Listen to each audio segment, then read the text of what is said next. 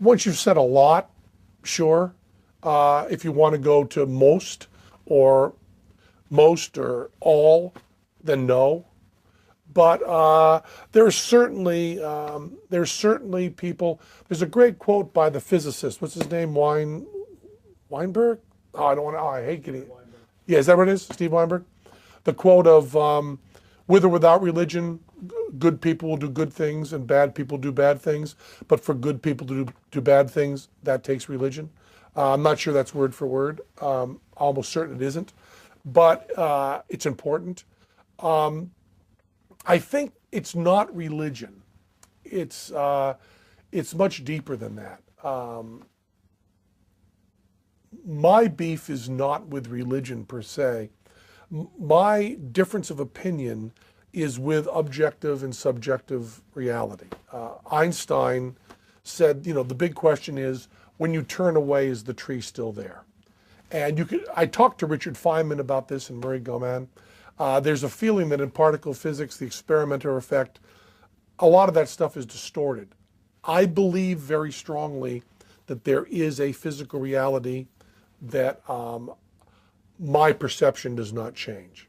Now, you can make the argument that we're all just brains in jars, the matrix, and that all of this is an illusion. And that is an airtight argument. You can't refute it. But let's just say it's not that. I think there's a real reality out there.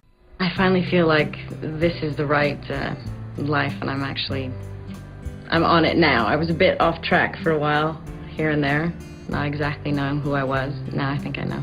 So. Don't tell me you're getting boring. I'm getting so boring. And I've been through a lot of changes in the last few years, and maybe it does show in this film. I got married right before the first Tomb Raider, and I got divorced right before the second one. So what's going to happen? We'll see what happens if there's a third one. Yeah. She is not Angelina. No. Is this time she more Angelina? You're talking about her breasts?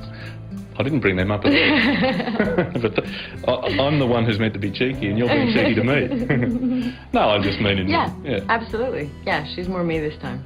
It's more my body. This is now. Where's it gone? Laser treatment. Really? Yeah. How many? I've had about 5. What's that like? It's okay, actually. I think if you want something gone, it doesn't matter. You really want it gone? Oh, of course, yeah. Could you make that such a deep commitment to someone again, so symbolically having that? No, I wouldn't get somebody's name. And he wanted me to get his name, so that was part of... but I wouldn't, and I don't think it's a good thing to do ever. But you do those things and you learn. What's left for you, George? There's still the musical. I'm waiting for that. Waiting for the call. You know, I mean, a lot of people would think, "Oh, Brother, Where Art Thou" was a musical, but they took you out of it. You know, here's the funny thing about this, and it makes me angry. Good. I knew there was like rage. I felt it simmering. My Aunt Rosemary was one of the great jazz singers of all time, and so when we started to do the movie, the Coen brothers, the directors of the movie, assumed that I could sing, and I assumed that I could sing. And then we got into the recording studio and I began to sing, and I looked out and nobody in the booth would look me in the eye. They were all like this, and I'm like, huh? And they're like, and I walk into the booth, I go, how'd that go? And they're like, well, let's play it back. And they play it back, and you could it's just dreadful.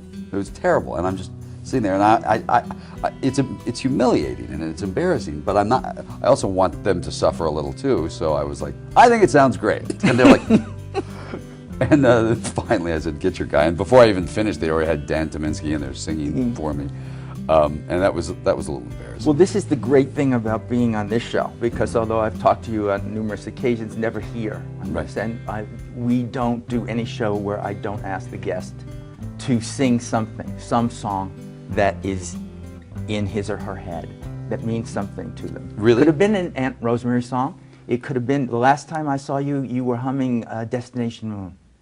Sure. Yeah, but it can be whatever you choose. I can't think of any songs now. I always think of don't get around much anymore.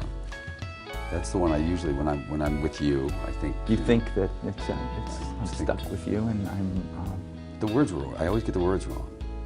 Missed the crapper last night. And all over the floor. Clean it up with my toothbrush. Don't brush my teeth much anymore. That's it. That was how you did it, so that you didn't want to take this opportunity to go full-throated. To fix it. Oh, brother, yeah, to fix it, to show us what we missed. Do you know there's probably somewhere in some guy's recorder in Nashville, Somebody Tennessee. has that. They do, and if they have it, I'll kill them. I will hunt them. I'm going to make that my assignment I will in hunt life them and kill them. to go out and find it now, because it's wrong. Yeah, or I'm gonna get it fixed up. I'm gonna get it. They can change. I the feel that there is auto-tune. song in you, that there's in that Long Last Love movie somewhere in your future. There might be. There could, I mean, Yeah, I see a big, full singing musical out. music. Now, this man has been making movies since he was a 6-year-old kid, and today is not just known as an actor, but also a director, producer, comedian, screenwriter, singer. There's much more. In fact, Singer too. a singer. Yeah. Okay. In fact, in his latest movie, he received one of the Guinness World Records for the most number of credits in a film, 15, including catering coordinator. One-man job, this guy. So why does this man have his finger in so many pies? Well, Steve had a chance to meet up with Jackie Chan when he was in Singapore recently.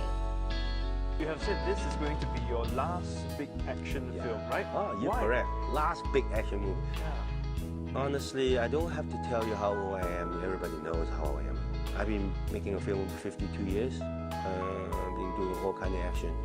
I think it's about time to find a good point to tell the audience, hey, I gotta start one day. But when, I don't know. Suppose this movie, I should say, that's the last movie. That's a perfect. I think it's a really perfect timing. You know, but I just love movies. So this is why. Okay, last big action movie. So there's still other movies you want to make? Other movie, maybe more What kind? drama. Of course, I want to make love story. You know, love scene, slow motion on the beach. Nobody hire me. And maybe like dramatic drama, little action, even though there's a big action. If I were an actress, I'll work for him. He's got pretty strict rules about his production. So tomorrow in part 2 of the interview, he'll share with us what he tells all the cast and crew right before any production begins. Takes good care of his people. Sounds like it.